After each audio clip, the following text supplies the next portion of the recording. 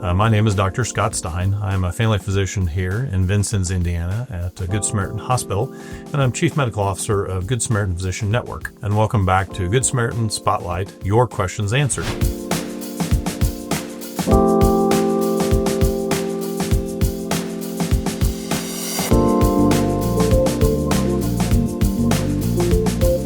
We've changed our format up a little bit, and we are going to go with popular topics and answer your specific questions about those. As many of you know, we are in the midst of flu season right now. Now, the big push always is to try to get people vaccinated for influenza starting typically in the fall, because the actual season that we typically see as far as peak in this area of the country is usually January and February. So we are in the midst of that right now. And as many of you have experienced and your family members have probably experienced, we have seen quite an outbreak of influenza over the course of the past few weeks or so. This is a fairly typical pattern. The reason for that, of course, is multifactorial. Number one is that whenever we all go indoors during the winter months, it's easier to spread these viruses around, be those cold viruses, flu viruses, COVID, RSV. And part of the other reason is, of course, we all gather together around the holidays and then we spread out to other parts of the country. Travel is much easier nowadays, and as a result, it's faster and quicker for these viruses to spread. So those are just some of the reasons why we see such an increase in not just influenza-based illness, but all viral illnesses at this time of year. So we're going to take a few moments today and go over some of your questions specifically relating to influenza and influenza-based illness. Question number one, what are the symptoms of this year's strain? So as typical, some of the most common symptoms that we see associated with influenza is fever, fairly rapid onset of symptoms, and then respiratory symptoms including runny nose, which we call rhinorrhea, congestion, cough, and then in some cases, shortness of breath. Some of the things that sort of separate this from other types of viral illnesses are the sudden onset of the characteristics of influenza. For those who have had influenza or had family members who have had influenza, one of the more intriguing things about it is you can be fine 1 minute and a few hours later feel terrible. And that has to do with the way viral replication occurs in our body. As a result of that, people will see much more abrupt onset of symptoms associated with influenza than they will with COVID or with other viral upper respiratory type viruses. Sometimes it's hard to tell early on which of those illnesses you have, but if you have something that is much more sudden in onset, that's one of the more typical things that we see. Question number two. When is the best time to get my flu shot, and do I need to get it every year? That's a great question. So the best time to get influenza vaccine is after the updated vaccine comes out for the year, which is typically September, October of each year, late September, early October. I've been a doctor for 25 years, and I have lived through the don't get your flu vaccine too soon, don't wait too late to get your flu vaccine. So when is the ideal time?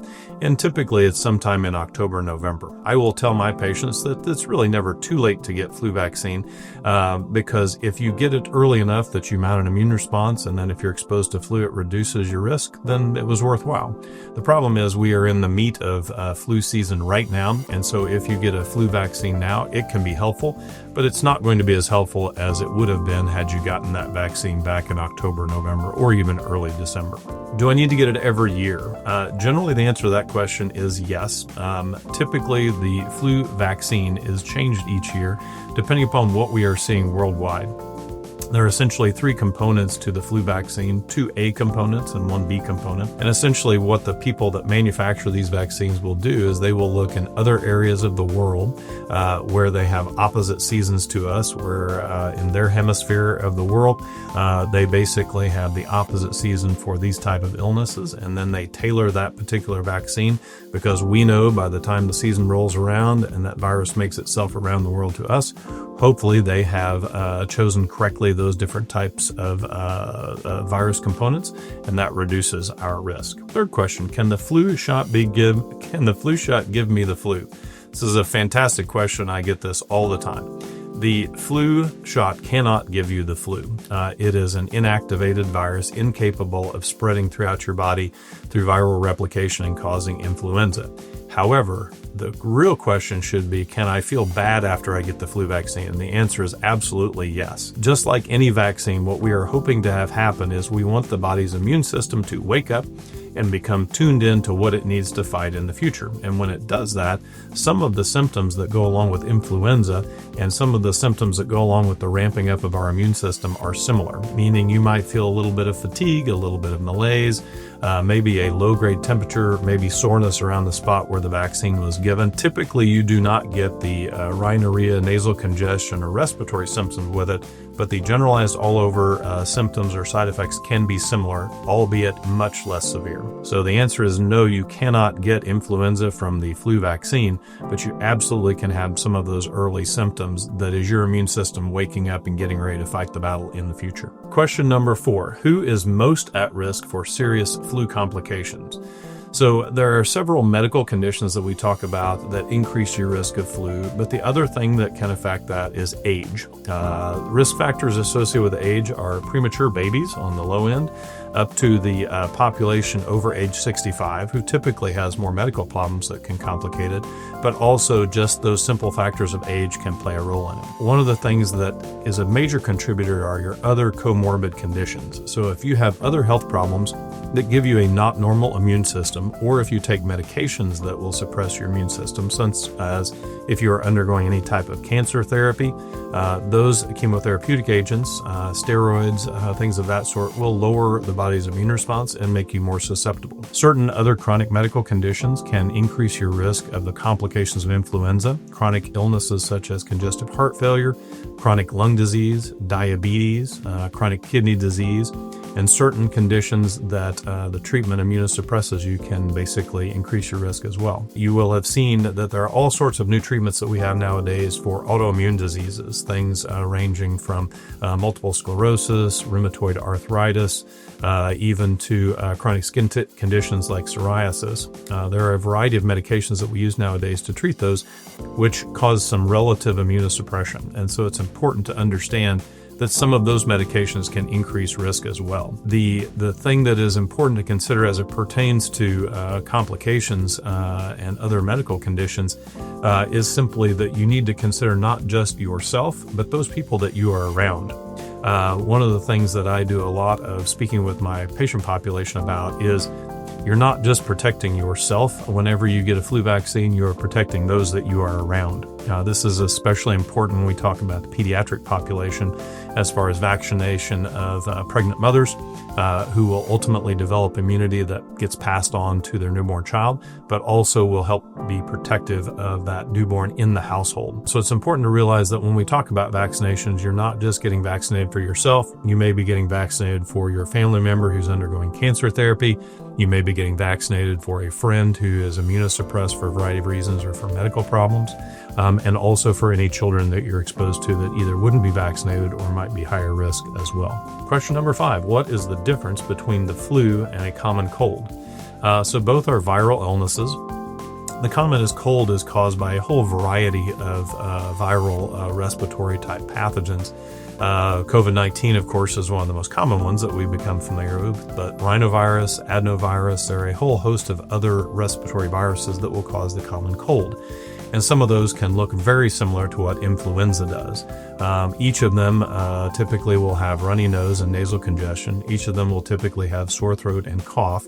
The differences, however, are the onset of symptoms and the all-over body symptoms are typically much worse with influenza and not as significant with common cold. The length of illness is typically a bit shorter with common cold and a little bit longer with influenza, albeit you can have a more severe cold and you can have a more mild flu, and they can look very, very similar. Question number 6, how can I tell if I should see a doctor for flu symptoms? It's a great question, and I'll kind of divide that into a couple parts.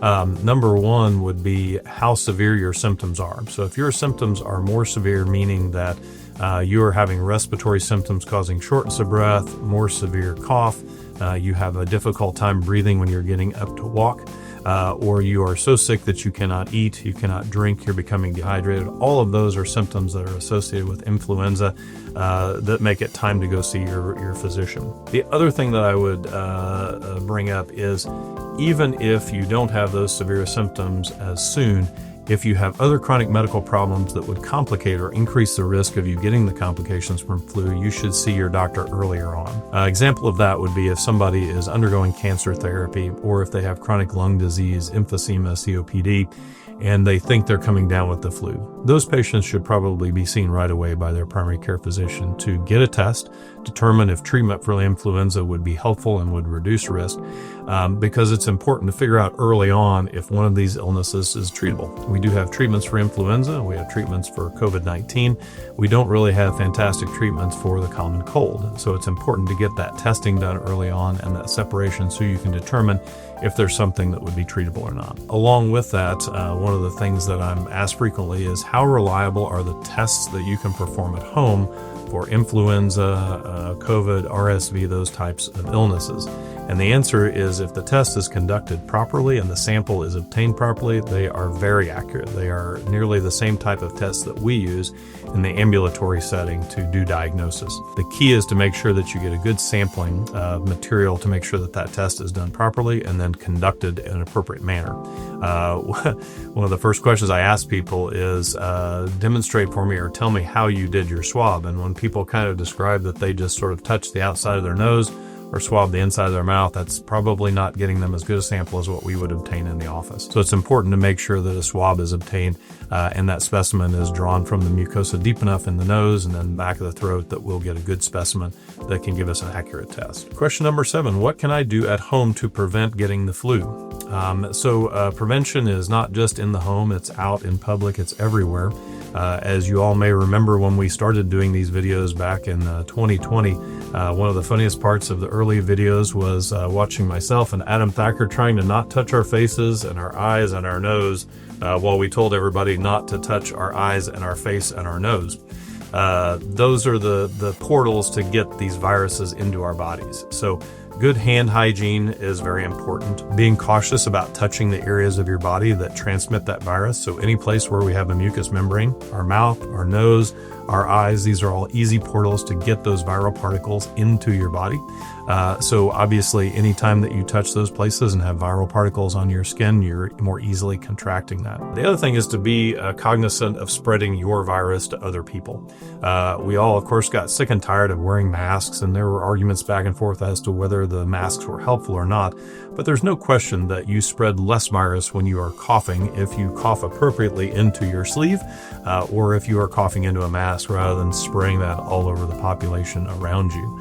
I always have to laugh when I see patients in the office and I see kids that are excellent about coughing into their sleeve and into their arm because they've taught to do that in school, versus adults who basically spray their virus everywhere in the room while they're talking to you. So if you want to learn how to do a better job about not spreading virus around, look to your children. How long am I contagious if I have the flu? So it's a little bit of a trick question. Certainly any time that you have fever, muscle aches, skin aches, joint aches, febrile, and you feel terrible, you are contagious. Having that high fever, that's one of the more common times that you are shedding virus, and the time immediately before whenever you develop that fever. The time that you're spreading virus continues for up to 2 weeks after the time that you have the illness. However, the likelihood of you transmitting is less and less and less because as your immune system basically kicks in and takes over trying to clear that virus from your body, you are shedding less and less and less virus. People will frequently ask me, well, when is it safe for me to be around other family members? When is it safe for me to go back to work? And it kind of depends upon what environment you are in. If you are in close contact with individuals, you can certainly mask to reduce that risk of spread, use good hand hygiene and sanitizer to reduce that spread. And once you are feeling better and eating and drinking okay, you're probably fine to return back to normal activities as far as school and normal activities as far as work. When you are acutely ill, though, when you are having fevers, chills, muscle aches, myalgia, malaise, not eating and drinking well, you should definitely isolate yourself from other individuals. Should kids, older adults, pregnant people do anything differently? So again, this kind of harkens back to risk factors. Depending upon age and depending upon risk factors, flu vaccine is recommended for anybody from age 6 months of age and up. The good news is that the vaccination schedule has gotten considerably easier. We used to give children a split dose or 2 vaccines when they were very young. Now that is down to a single dose, as it is for all of us as adults. But as far as doing anything differently, the main thing is to just pay attention to what risk factors you are. And if you happen to have those risk factors, to be in touch with your primary care physician, be that your pediatrician, your family doctor, your internal medicine doctor, to make sure that you get evaluated early on if you have any of those risk factors. And final question number 10. What should I do if I get the flu even after I get vaccinated? So it's a great question. Again, this sort of harkens back to what your risk factors are. The other thing is we do have treatment available for influenza that is successful. There are oral medications now that we take that are helpful in reducing the severity of flu, reducing the complications of flu, and also reducing the length of flu. But it's important to get tested early. Once you have gone past a few days of having symptoms, the medications that we use to treat influenza with or COVID-19 are not nearly as effective. So the key there is to get an accurate diagnosis early in the course of the illness, see your provider, and get treatment early on. Your provider can also obviously evaluate you too to see what other risk factors you have that might make your course of illness more complicated. Ultimately, what we are looking for is if you are sick and you develop those complications, we want to try to identify those early also. One of the more common complications that we see is just simple dehydration, and that is that patients feel badly enough and they are inactive enough that they do not eat and they do not drink adequately. One of the more common side effects we see after that is pneumonia. So somebody comes in with a viral cold or COVID or influenza, and as a result of their inactivity and the viral infection in their lungs, they then get a secondary viral pneumonia, or they get a secondary bacterial pneumonia on top of that. Some of the signs or symptoms that would go along with that is that the course of the illness and recovery is prolonged. It takes longer than what you would expect, and anticipating that typically the first few days of influenza are the worst, and then things gradually are getting better after that. If you're on a typical course of that and then things start to get worse again, that's a sign that you need to be seen and evaluated, because we would want to know and do some evaluation, including examining you and potentially getting a chest x-ray to rule out other potential complications. So thank you very much for joining us again for Good Samaritan Spotlight, your questions answered.